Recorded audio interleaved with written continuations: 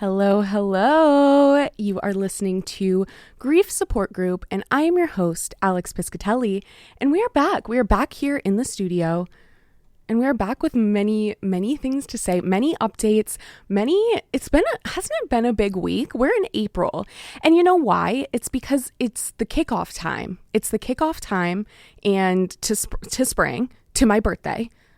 And so all of these things just mean it's a great time to talk on the radio. You know what I mean? So we're here. We're excited.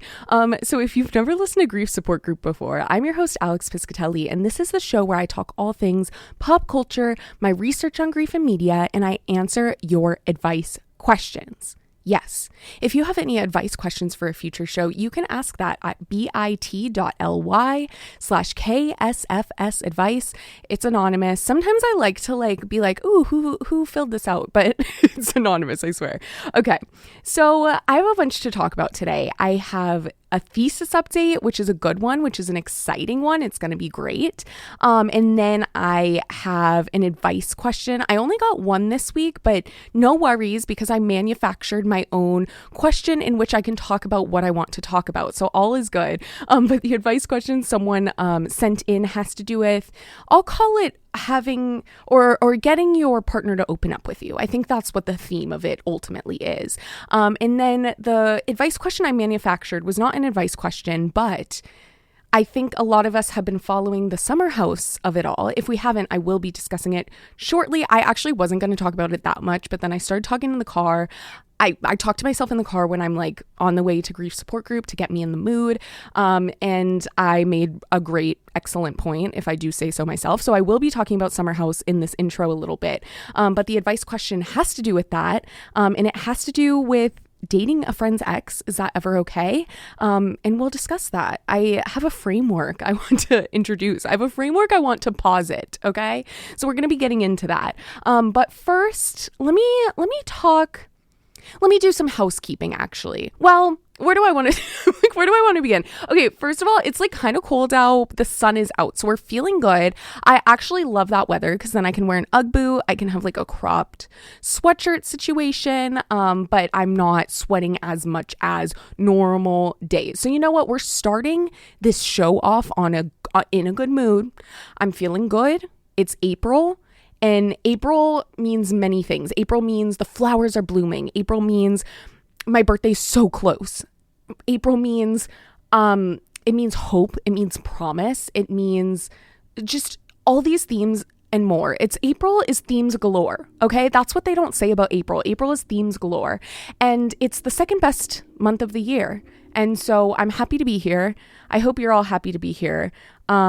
And yeah, let's get into the show. So I think I'm going to end up talking about Summer House for a little bit. So let me first say something. And it's this. I have a homework assignment for you all. If you are a fan of this show and you want to really just immerse yourself in the grief and media universe, I do have a homework assignment. It's a great one. It's easy, I promise. So there's this new show on Netflix and it's called Something Very Bad Is Going to Happen.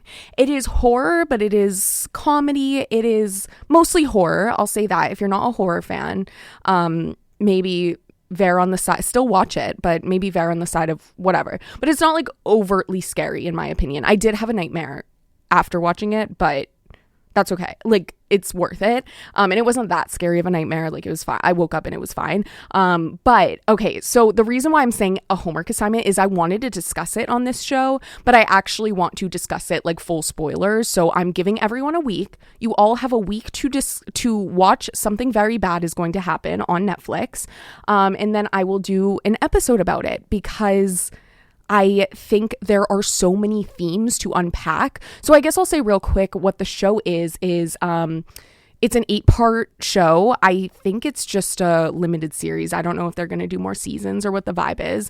But it's an 8-part show, and a man and a woman, they're in their late 20s, supposed to be, are getting married, and they've been together for 3 years, and she's never met her fiance's family, and they're going to have a wedding at the family's they keep calling it a summer house, but they're there during the winter. I don't really know what the vibe is, but it's like supposed to be like a vacation type home that they're at, like a huge home.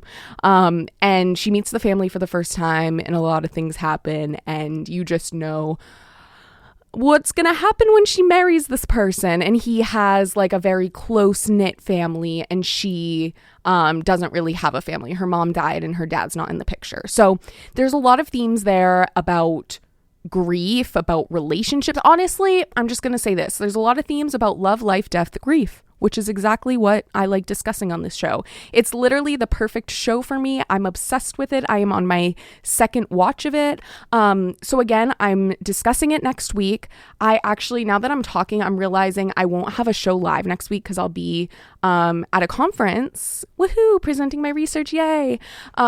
But I think I'm going to do a dedicated episode to this show because that might be what I want to do. So be on the lookout for that. It is going to come at some point in the next week, and I will be discussing something very bad is going to happen. So do your homework because I can't wait to discuss all the themes that there are. There's so many. Like, I'm literally so excited. Okay, so that's the first thing. Second order of business is that I took a spin class.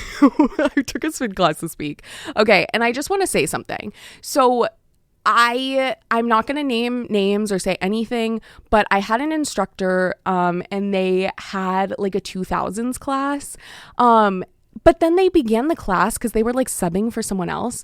They began the class by being like, oh, like I'm not actually into 2000s music. Like, I was born in 2003. I don't know music from like that time. Like, this is going to be mostly stuff from the 2010s, which like, sure, that's fine, but like maybe change the theme. But then she was like, oh yeah, like I'm born in 2003. I was born in 2003, so I'm young. Or she was like, she said something about like everyone being old except for her. And I'm like, excuse me. Like, I don't care if someone's born in 2003. Just like, don't do it around me. You know what I mean? Like, I just feel like I don't want that energy around me. It's fine. I'm fine with people being younger. I feel like I have a younger mentality, or like younger people think I'm younger than I am. People think I was born in 2003, I feel like. So I'm fine with people who are in their early 20s, but just like, don't talk about it like that. You know, like it's just, it's so baffling to me because when I was 22, I did not talk like that. Like, yes, people older scared me, but I wasn't like, oh my God, you guys are so old and I'm so young. No, it was really scary. Anyway, okay, so that happened. I just had to say that because I found it so crazy. Like, being born in 2003 feels very weird. Anyway, okay, so now we're going to talk about the summer house of it all because it is going to lead a little bit into an advice question I have later. And I was just thinking about this a lot. I think I've been thinking a lot about like the role that pop culture and celebrity culture plays into our lives.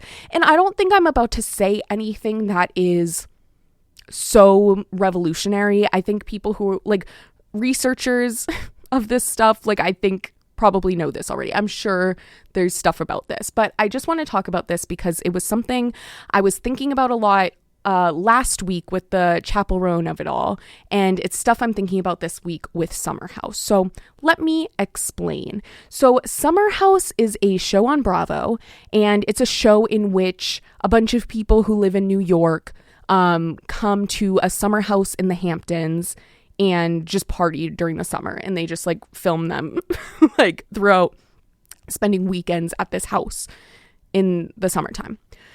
And so already it's like a very particular, like when I say that, it's like a very particular, like obviously all the Bravo shows are highlighting a very particular lifestyle, but like this is highlighting people who are probably like working, making good money in New York. They all end up being like Bravo celebrities and influencers or whatever. And they're coming together to the summer house to just like we're just watching them kind of, be in their indulgences. You know what I mean? Like you're literally watching them party and vacation and be in like a rich area that like most of us will probably never have exposure to, right?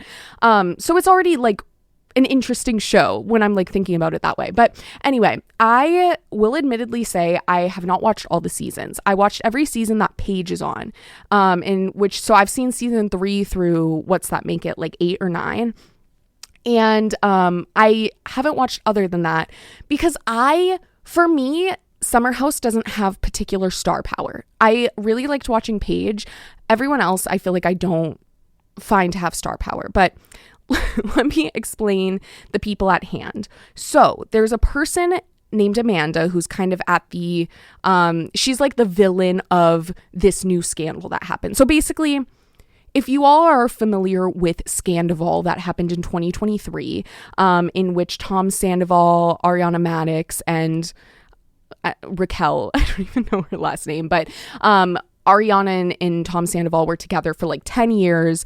Tom Sandoval and Raquel were like cheating with each other for who knows how long, months, probably more.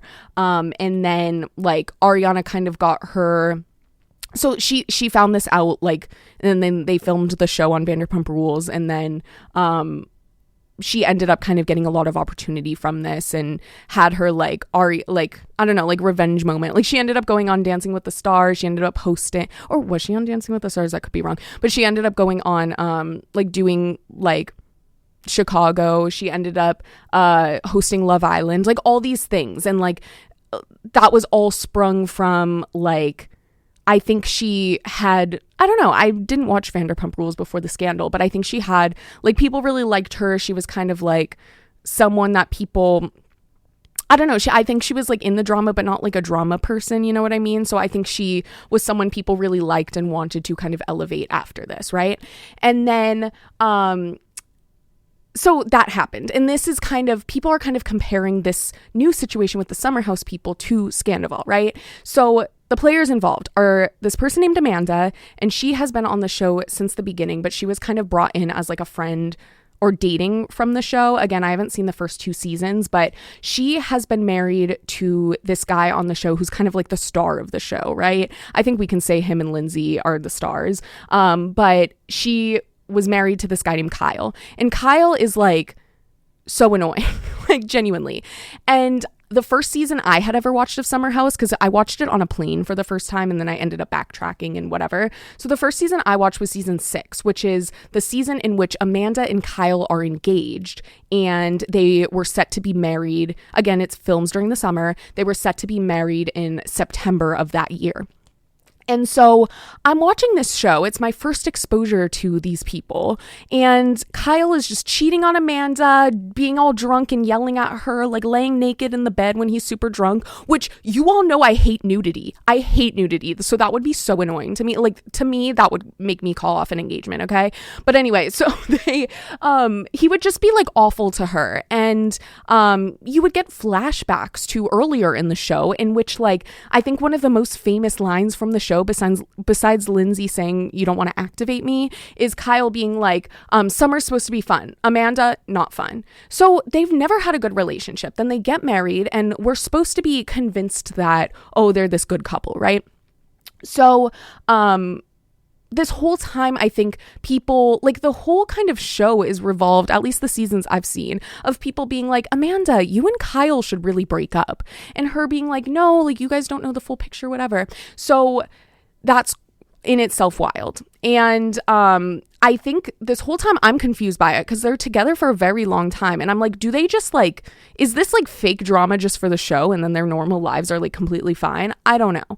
But they end up getting divorced. They announced this in the last month, 2 months, I think month ago.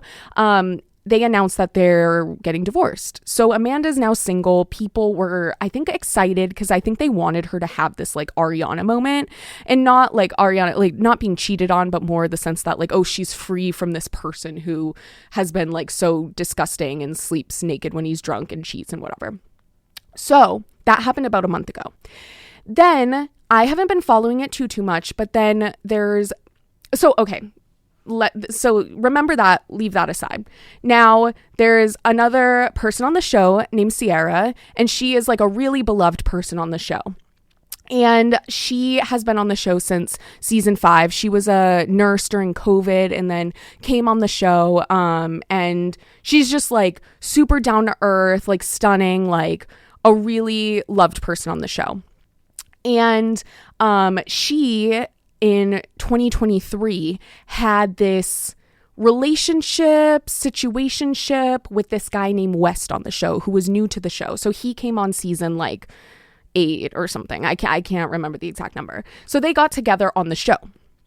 And it was the situation in which she's opened up a lot about how hard it is for her to like trust men in relationships and open up to people and like kind of get in a relationship. Like she's not someone who, she discusses, she's not someone who like hooks up with a lot of people, kind of like is flippant about dating. She's someone who takes dating very seriously. And West is this person who was telling her all the right things, was treating her well, was, you know, taking her home, treating her as a girlfriend just without the title, right? And then he ends up like, I think the situation was that he like ghosted her, or maybe not ghost, but it was just kind of like tapered off versus like actually like using his words to end it. And so then the next summer they come back and like she's obviously very hurt by the situation. He ends up releasing like something in the New York Times like about his relationship issue. I don't know. He's just, the thing is, from the start for me, yes, he seemed likable in his very first season, but it was like so apparent how obsessed he is with attention, whether it's like romantic dating attention or it's like attention from the public. Like he does interviews for like, not Barstool, but one of those like dumb, it might be Barstool actually, but one of those dumb, I don't want to see it, like men media things, right? So he's just, I don't like him. I get a weird vibe from him. Not for me. But yeah, so that all happened. And I think another notable thing about Summer House is that the female friendships on the show are what I think a lot of people go to the show for. I don't know about shows like Vanderpump Rules. I don't know about the other Bravo shows. Again, I'm not like a huge Bravo person. And this was kind of the only show that I have watched multiple seasons of in Bravo. But yeah, I think you're watching it. You were seeing, you know, Paige and Hannah and Amanda at one point had a really close friendship. Then Hannah was no longer on the show. Hannah and Amanda had fights that were about men and about Kyle too. So that kind of broke up like that friendship. And then Ciara came the next season. I think that Hannah and Ciara, I guess, were overlapping. But anyway, then like kind of the Ciara got in the friendship group too. And then it ended up being like Paige, Amanda, and Ciara that were really close. Then Paige left the show, whatever. But it's you're watching kind of these female friendships and people navigate like the craziness around them as they all kind of come together and discuss all these things together, right? And so like Amanda and Ciara are close. Ciara has opened up about these things, her dating struggles, about West, about all these things to Amanda. Now, remember, Amanda and Kyle just announced their divorce about a month ago. 2 days ago, breaking news, Amanda and West released. So there's been inklings the past like month of like, oh, are Amanda and West in a relationship? Like people haven't been liking each other's posts, or they were supposed to do like Amanda and Ciara were supposed to do like a joint interview, like for Watch What Happens Live, or all these things, blah, blah, blah. People are like speculating, right? Then 2 days ago, Amanda and West put out a joint statement on their Instagram story. And it was like a 3-paragraph thing. And I don't follow either of them, but like everyone on my feed is talking about it. So I kept seeing it. But it was like, oh, like it just all happened so fast. I'm paraphrasing, but it was like, oh, it just all happened so fast. Like, yeah, we like each other, blah, blah, blah. There was nothing about an apology to Ciara, nothing about any acknowledgement towards her. It was more about their relationship and what had like spurred of it or whatever. So it's crazy, right? And I think people are talking about it a lot, and there's a lot of layers there, and I'm not going to get into all the layers. I just wanted to give a baseline conversation about it because the point of view that I'm going to take is that I think scandals like this, and I'm separating the fact that these are real people right now, because I think, you know, we have no idea what all the intricacies are, and we have no idea, we don't know the true story. We know the story that's being put out there, right?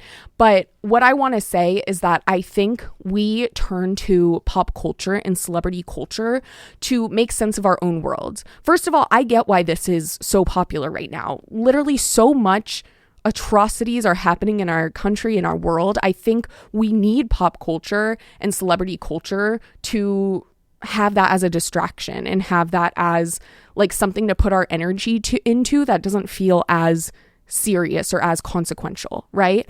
So first of all, I get why this is going on right now. I get it.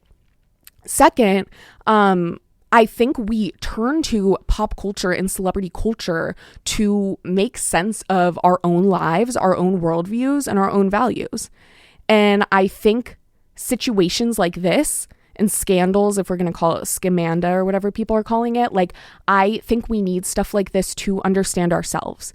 And for example, I don't know how many people are like super, super into astrology. I talk about astrology quite a bit. I don't know if I'm like, oh, I believe it's like a hardcore, but I like talking about it. And what I like about it is that it's an easy way to be like, okay, like, I'm a Gemini moon. That's the thing I claim the most, right? Why I like that is because your moon is like your mind or whatever, like the way you work, your innards. That sounds weird. It's like the way your mind works. And I'm like, yeah, Geminis are so like creative and all over the place and airy and conversational, whatever. And I'm like, yeah, that's exactly how my mind works. So I can claim, hey, I'm a Gemini moon, and people will know what I'm talking about when I'm defining myself in that way. It's a very easy way to say what I want people to see about me without having to say all these like qualities about myself, right? And I think pop culture and celebrity culture serves as the same sort of tool for us. So I don't know. I can't recall a moment in celebrity culture like this before, where I think the huge defining thing about this is like being a girl's girl and girlhood, right? And I hate like reducing like woman to just being like, oh, girly or girl or whatever. Like, I'm not trying to do that. I'm more trying to whatever, like, make it easy without having to go too much into it. But like, I think you always hear that saying girl's girl, and I feel like people talk about that a lot in the reality. Like, you hear that a lot on, if you watch Love Island or different things. And I think this is kind of breaking what we expect from someone who self-identifies as a girl's girl. Again, you're watching this show for the female friendships, and you're seeing like really strong female friendships and them support each other through all these things. And Amanda has called herself a girl's girl, but then like dates her close friend in the house, her ex, or if you don't even want to call it her ex because they were never serious, but he led her to believe it was. So like her expectation of what something, you know, like her view of something, this is hurtful for her, obviously. And it makes sense because he led her on in that way. So, yeah, I can't think of another scandal in which it's kind of this like defying of what a girl's girl means. And so I think people find this to be so like egregious because they would never, their value system is that they would never date a friend's ex, like especially someone who hurt their friend in that way. Like, they are turning to this pop culture moment and using it to understand their own values, which is, I would never do what Amanda did. You know what I mean? Or, I mean, I saw some people saying like, it's not that big of a deal. I saw that too. And so they're using this moment to define their own values. Like, do you value, your friendships above kind of romantic relationships? Do you value, like if someone confides in you in that way, not like kind of like ignoring everything they told you and still kind of chasing your own expectation of what someone is. Yeah, so I just find it really interesting because I think ultimately at the end of the day, what I love about pop culture, what I love about celebrity culture is it helps us understand ourselves and understand the people around us and our values and our world. And so at first I was like, why is everyone talking about this? Like, because again, I just don't find Summer House to have that much star power. I'm so sorry. I just don't. But like, I get it because I think it's so shocking, especially if you're someone who values friendships in that way. So yeah, that is my opinion on it. And one other thing I want to say, so again, I'll be talking about my framework for dating a friend's ex because I do have more to say about this, but that'll be later in our advice segment. But one thing I wanted to say before I move on is that, listen, I'm going to say this as a former social media manager. And admittedly, I've never done social media strategy for like a brand like Dairy Queen or Poppy or Chomps. Like I'm not out here doing that kind of social media.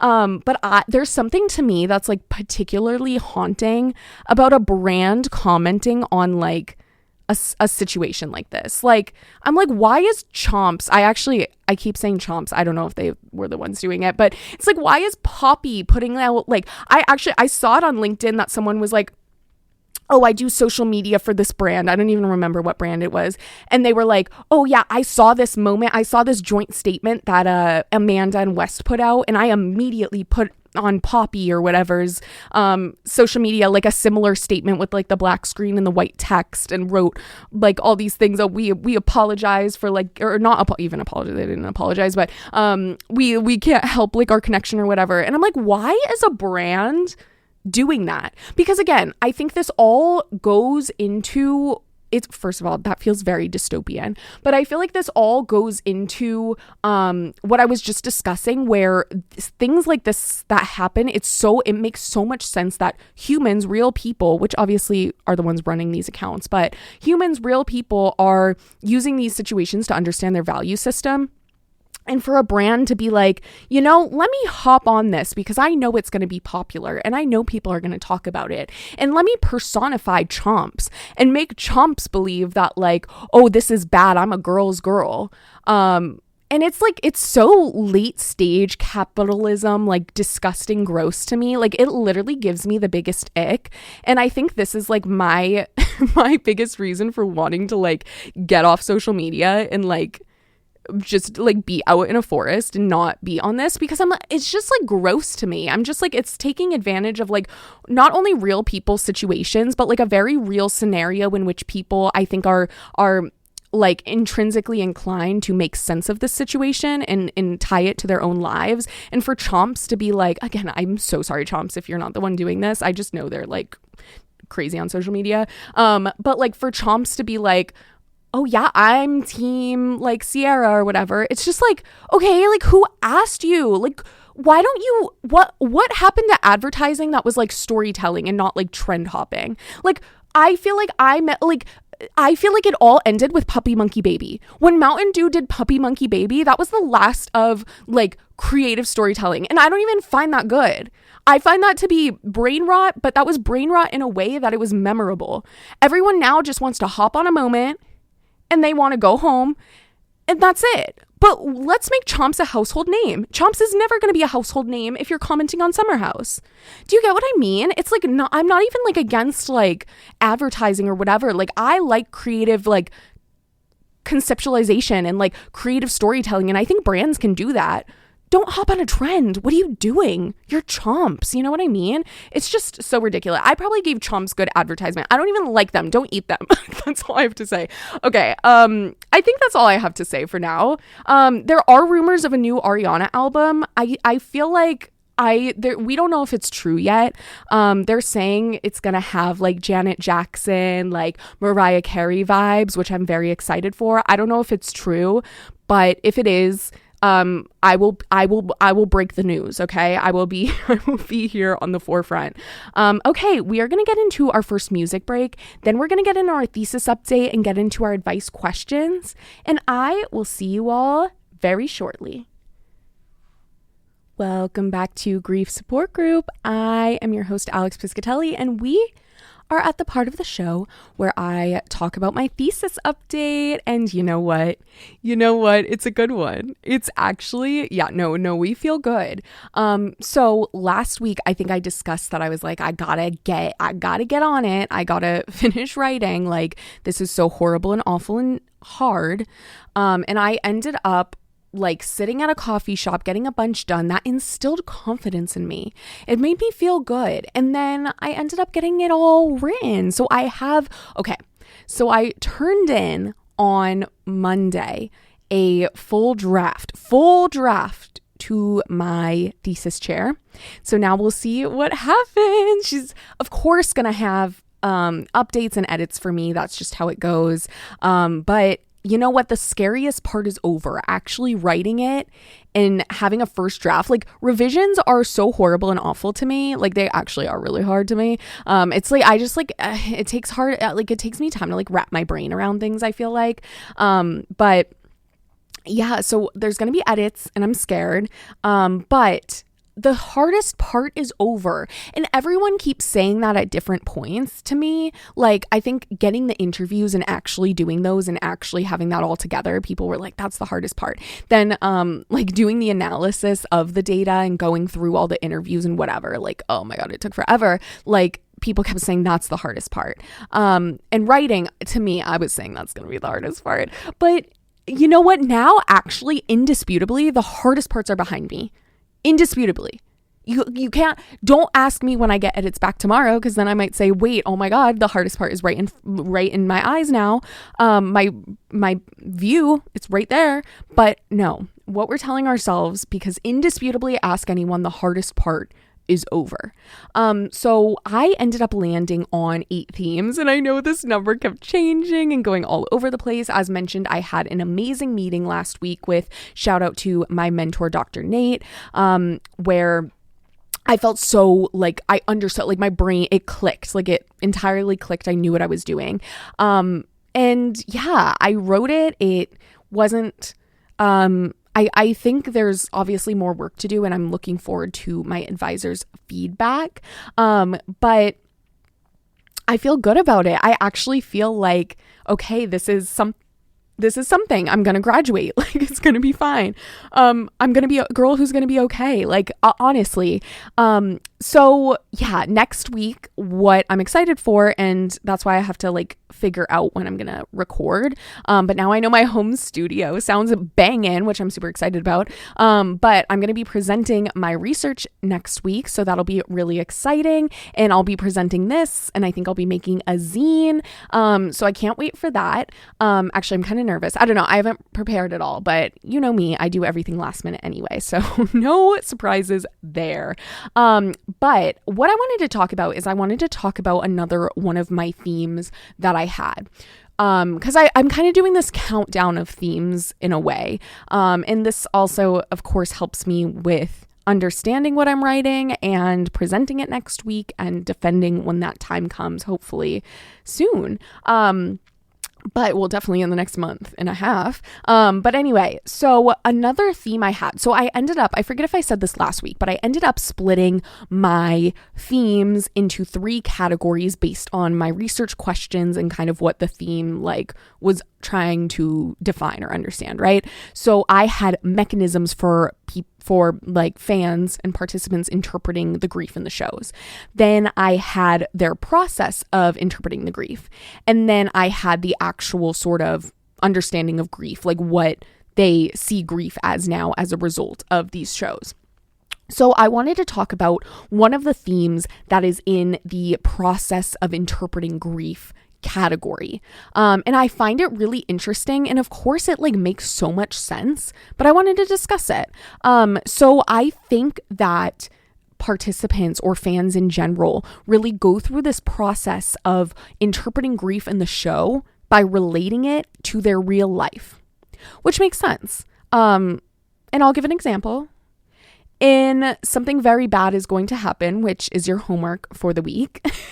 It's someone who, you know, doesn't have parents marrying into like this family who there's like 2 siblings and whatever. And it's not saying anyone I know in real life has a crazy family or anything, but I felt like in ways I could see myself in that main character because she didn't have her parents there. And she was kind of going into this crazy, like, big family that she didn't have like understanding of or exposure to prior or anything like that.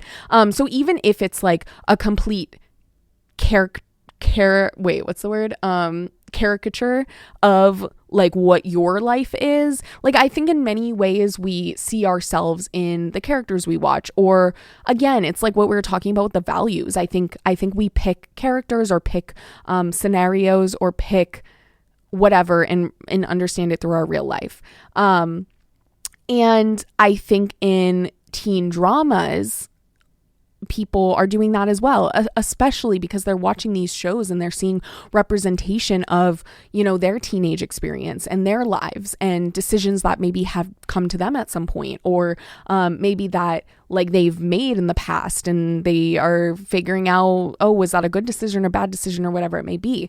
And so one example I found in particular that was really interesting was there was this participant that I interviewed, and they discussed how they have a neighbor, or had a neighbor, and the neighbor died. And she was a mother to two sons, who the two sons were both, in their 20s, were both young. And the person I interviewed saw that situation and saw a lot of Conrad, Jeremiah, and Susanna in that family. And so he ended up talking to one of the sons, and he was able to talk to the son about grief, about his loss of his mother, through the lens of The Summer I Turned Pretty. And he looked at the son that he was talking to and saw him as either Jeremiah or Conrad, and saw the mother as Susanna, and felt like, oh, I can talk to this person about grief, and I can talk to this person about death because I have a framework from a show I've watched to maybe not entirely understand the situation, but at least to open up that conversation or to begin to understand, right? And I think that's really powerful, because I have no idea for this participant, like what their exposure to grief was prior to watching these shows. They didn't discuss their own personal experiences with grief, but they're able to open up a conversation with their neighbor's son because they watched this show. And I think that's a very beautiful thing. I think that's what these shows are doing, are allowing us a way, a tool, an avenue to discuss grief.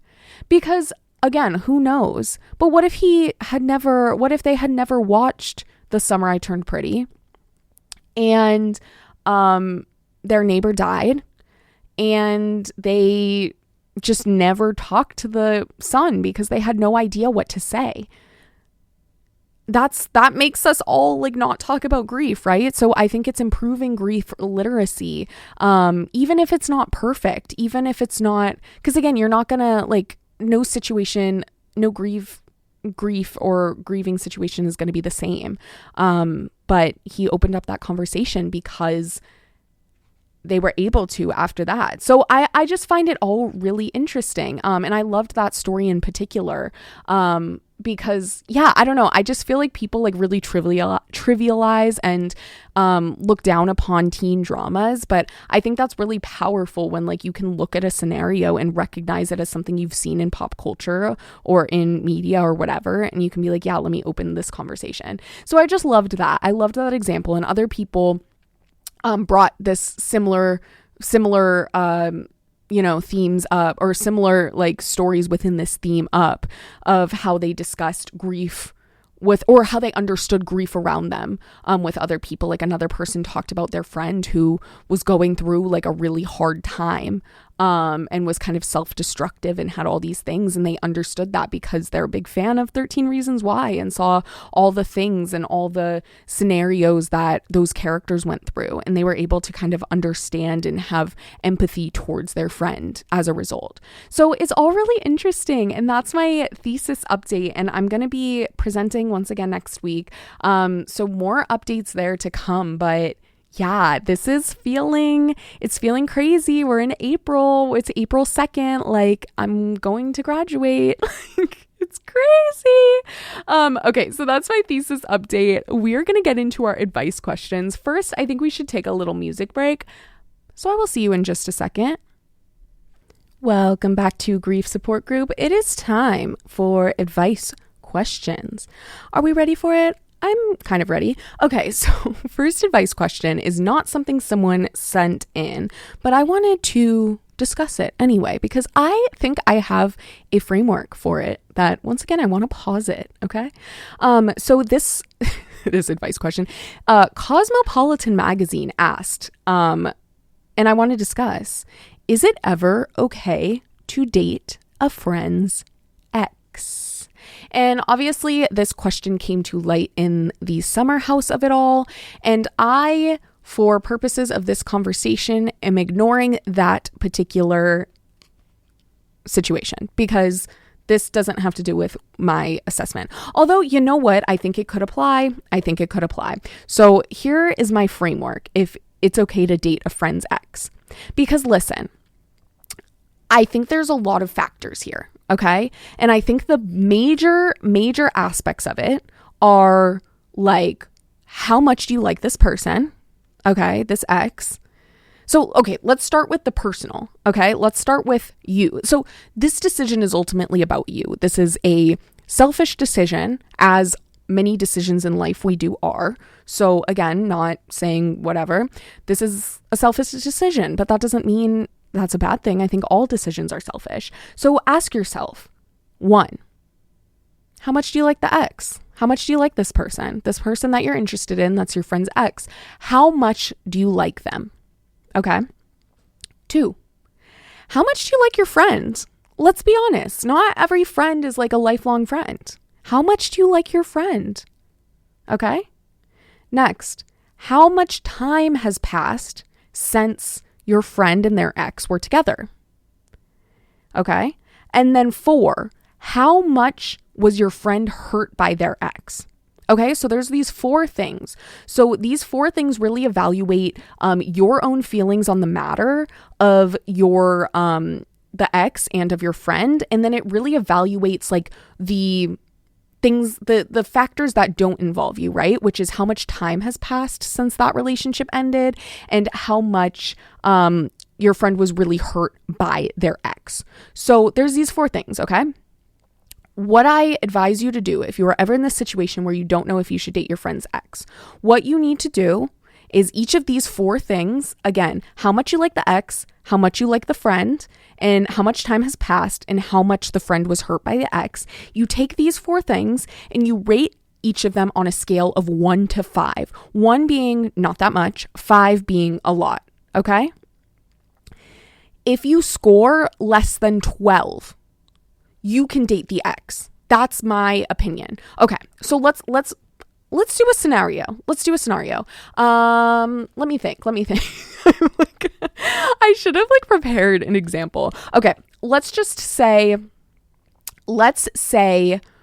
and no one in this situation is single, but I'm going to do it anyway. Let's say my best friend wanted to date this person in my past who's probably the person who hurt me the most. Not an official ex situationship, but we take situationship seriously on this show. So let's discuss my best friend in that. Let's pretend I'm her. Okay. So how much do I like him? Let's see. If I'm her, how much do I like him? Let's say it's a 3. I think I like him a 3. Let me write these down, these numbers, so I know.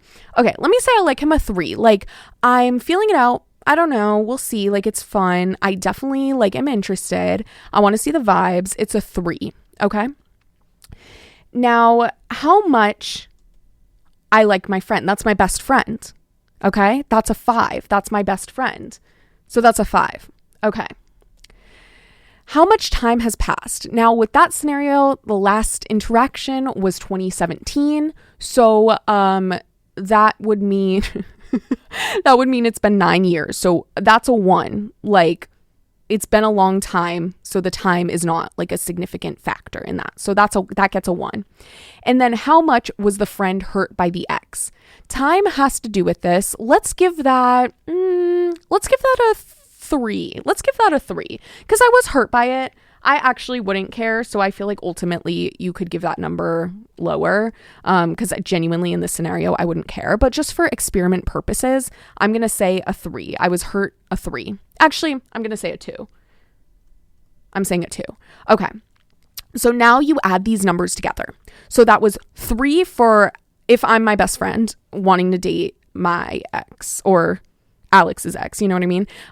If I'm my best friend wanting to date Alex's ex, how much I like that person, that guy, it's a 3 on a scale of 1 to 5. How much I like my best friend, that's a 5, okay? how much time has passed? It's been 9 years. That's a 1 because a lot of time has passed. So time isn't a significant factor. And then how much Alex, me, was hurt by the ex is a 2. Okay, so 3 plus 5 plus 1 plus 2. That is 8, 9, 10, 11. That's 11. 11. Okay, that means you're good to go. My best friend could date my ex, and that's fine. That's fine. And guess what? I wouldn't be mad. So the numbers make sense. So I think it's really important to assess these 4 things. I think these are all really important because obviously, like, okay, now I'm bringing the summer house into it of it all. If like Amanda was doing this, how much she likes how much she likes West, I mean, how much does she like him? Let's say a 3, right? How much she likes Ciara, I don't know. Let's just say 4. So 3 plus 4 is 7. How much time has passed? It's been 3 years. So let's give it like a 2, right? So we're at 9. And then how much the friend was hurt by the ex? That's a 5. Ciara was really hurt. So we are at 14. So Amanda should not have dated West if you follow my framework. So I call this the dating a friend's ex framework. And honestly, I'm really proud of it. I love a framework. Like I feel like academics kind of got it right when they invented those things. You know what I mean? So yes, so once again, the dating a friend's ex framework is rating on a scale of 1 to 5, how much you like the ex, how much you like the friend, how much time has passed, and how much the friend was hurt by the ex. Try it for any scenario, any situation in which you can, even if you're in a relationship, just add up the numbers, see what the vibe is. I highly recommend it. Ultimately, I don't have the same taste as my friends. This has never been an issue for me. I mean this really kindly. A lot of my friends, like, I'm genuinely ill, you know, when I think of their partners. I mean that kindly. I'm friends with everyone. But it's really ultimately hard to say. I think that's why you need a numbers rule. I think taking the numbers into account, I'm usually a very qualitative person, and ultimately the numbers you're giving are arbitrary. Like, so I feel like this still feels qualitative, even though it's multimodal in many ways. But I highly recommend this framework if you're considering dating a friend's ex. Don't just do it willy-nilly. Take the numbers into account. Let's start making informed decisions. You know what I mean? So that is my framework. Thank you for listening. I think what we're going to do now is we're going to go straight into advice question 2. Okay, so I can't lie, this one kind of sounds similar to last week, so I was scared I was being pranked, but this also feels like a very real situation, so I'm not going to judge it as such. But let me read this question that I received. So this person said, "My boyfriend lost his mom in high school. He went through a lot of trauma related to this, and the time after she passed, but we haven't talked about it much. We've been seeing each other for almost 10 months now. I've been trying to be patient about letting him tell me things as he's ready, not pushing or trying to force anything, but I do want him to know he can talk to me about this heavy things without forcing it, if that makes sense."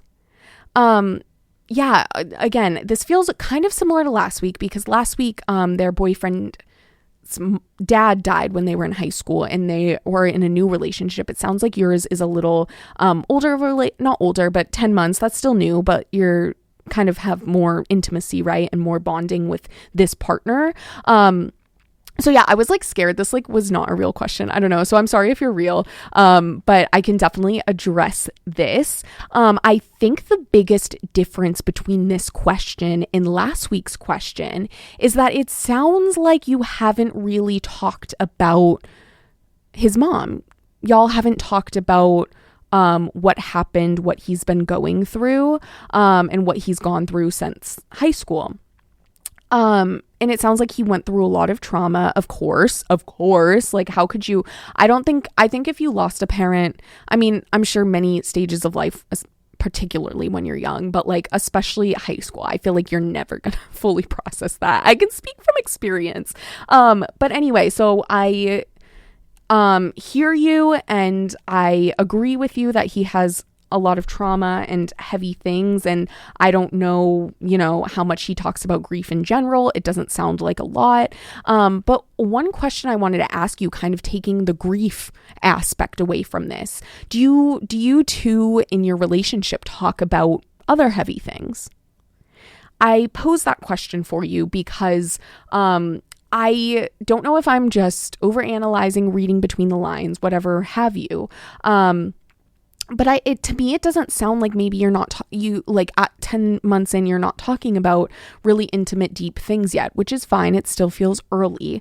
But my question for you is, do you want to discuss your boyfriend's mom because you are curious about her, or is it because you want your boyfriend to open up in a way that he's not opening up? So I think these are very two different things, right? Assess what your true motive is. Because if your true motive is that you're just curious about his mom, I mean, it makes sense. That is someone who literally created him. He is the person he is because of his mom, and because of what he's been through too. And so if your main objective here is that you just want to learn more about her and learn more about him in the process, you just want you want to get to know him better in this way, I think it's okay to ask.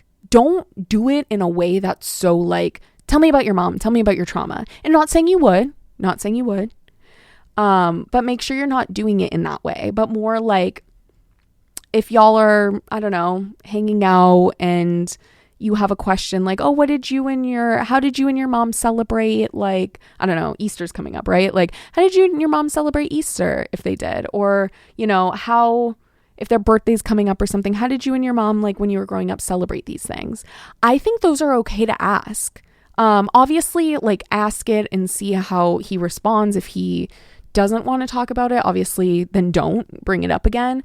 But if he's like open to having those discussions, I think it's okay to ask things in that way, because you're doing it from a place of curiosity. You're not doing it from a place of wanting him to drudge into his trauma and, open up in that way. To me, it's more you want to understand him better. Now, if your true motive is that you want him to open up, I think you need to be patient. It's possible he doesn't want to talk about her. It's possible he doesn't want to dig in his trauma. I have no idea, how much y'all open up to each other already. But it's possible y'all aren't in that place yet. And I think that's okay. I don't know your age. I don't know, if these 10 months have been from like since the first date or since like y'all have been official, or what like constitutes these 10 months, right? But I feel like 10 months, especially if you're younger, I think is very early on still in a relationship. And I think that's fine if y'all haven't opened up in that way. And I think I just suggest to you that like if you're expecting intimacy through discussing trauma, that I would tread carefully, because I don't think this is wanting him to discuss his mom just to get closer. I don't think is the best avenue to do it. And again, I don't know your intentions. I don't know whatever. But I read that and that's my biggest worry. And I think if you want to be emotionally closer and emotionally open up, I think maybe experiment by, I have no idea how much you've opened up to your boyfriend, right? So maybe try opening up in your own way and discussing your own whatever. And I think by being vulnerable with others, they will be vulnerable back. So yeah, but again, don't expect anything either. I think that's a really heavy thing. And again, I have no idea how much he talks about his mom in his everyday life. But I don't think you can expect, especially like I genuinely have no idea how old y'all are. So like, I don't know if, his mom died 2 years ago or if his mom died 10 years ago. Not that that matters, but because I think no matter how long it's been, it's a lot to discuss and talk about, and he might not be in the practice of it. Again, I'm out here with a podcast talking about grief and a newsletter and whatever, all these things. And I mean, I'm not opening up all the time about my mom and my dad to people. Like I do it in ways, but like I'm not out here like, I don't know. You know what I mean? Like I do it when I'm comfortable. And again, not saying he's uncomfortable with you, but I think it's just possible y'all aren't aren't there yet. And I think that's okay. It's still early on. But circling back, if you want to discuss because you are genuinely curious and just want to understand and know him better, I think it's okay to ask questions that aren't like trauma questions, that are more like, oh, how did you guys do this? Or tell me a story about that. Or like, remind me of that story if he already told some. So that's what I would say to you. Just really assess your motives and go from there. And yeah, good luck with it. I think it's good. I think it's good. I think either y'all will kind of like have more casual conversations more and you can understand him more, or you will both work towards more vulnerability with each other. I think either way, it's not bad. You just gotta, don't push. You said don't push. You don't want to push or force anything, but you want to know he can talk to me about these heavy things. I think the key to getting someone to open up to you is to open up first. So I hope that is helpful. Thank you for submitting this question. And if anyone has any questions for any future shows, you can ask them at bit.ly/KSFS advice. That's bit.ly/KSFS advice. Okay, so once again, the show next week will not be live. I'll figure out when I'm going to talk about something very bad is going to happen, but I'm going to do it and it's going to be great and I can't wait. And that is your homework for the week. So thank you all for listening. This has been another episode of Grief Support Group. I'm your host, Alex Piscatelli, and I will see you soon. Have a great rest of your week. Goodbye, everyone.